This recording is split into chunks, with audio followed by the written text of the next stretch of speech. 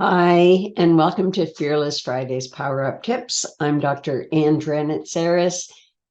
Today to talk to you about defining expectations. And this is absolutely nothing new. I have been working in organizations for more than 4 decades at this point in time. And I'm still astounded at the resistance from leaders in setting expectations.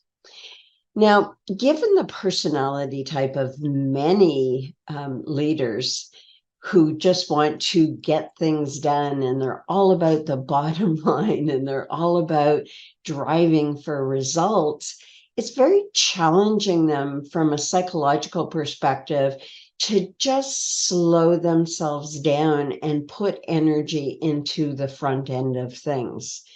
And certainly it's important, and I'm not discounting the importance of the bottom line.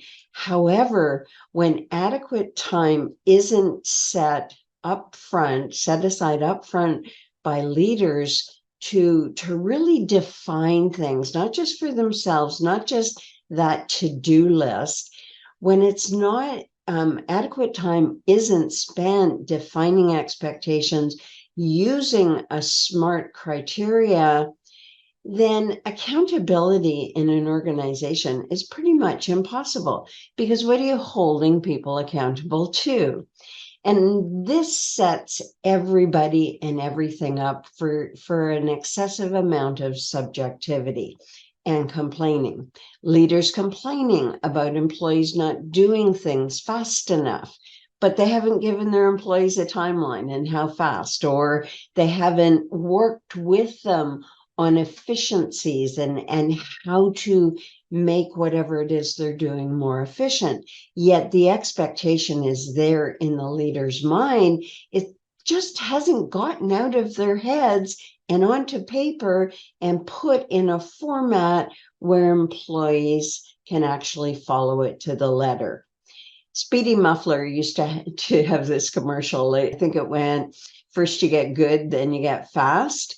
Well, it goes like this in accountability when employees are learning a task in particular, when they're just getting started.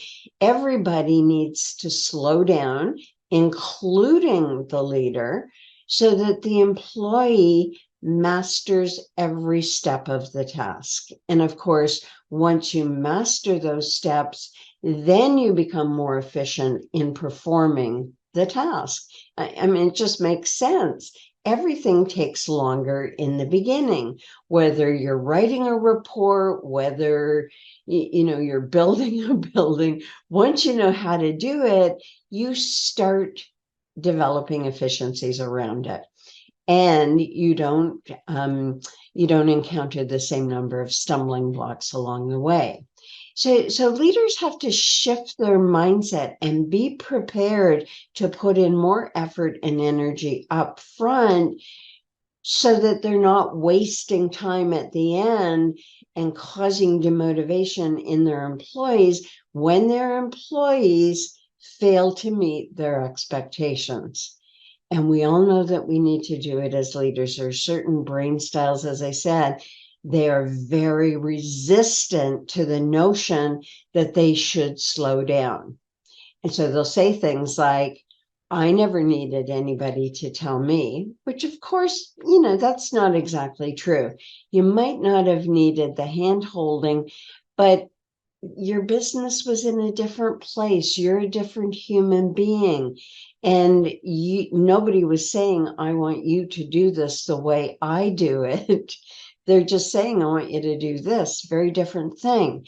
Now you're telling employees, this is the way it must be done to be in alignment with my expectations and with the organizational goals, because it's holistic. It's inclusive. It isn't just, here, will you do this for me? You have to define it using those SMART expectations.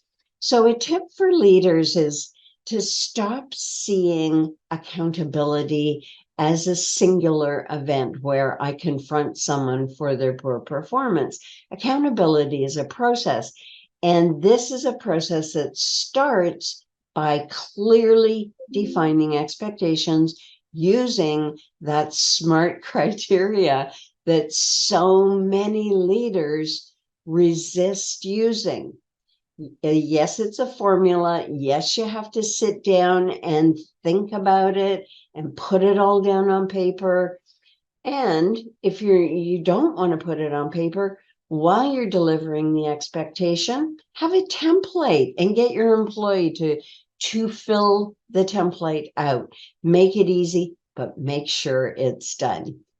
So thanks for joining me today for Fearless Fridays Power Up Tips. Again, I'm Dr. Dranitsaris, and for more tips and tools and insights into all of the fun and foibles of being a leader, being a human being, hop on over to our YouTube channel, Dranitsaris-Hilliard, for more videos about how you can become an effective leader or help you on your path to achieving your potential. Bye for now.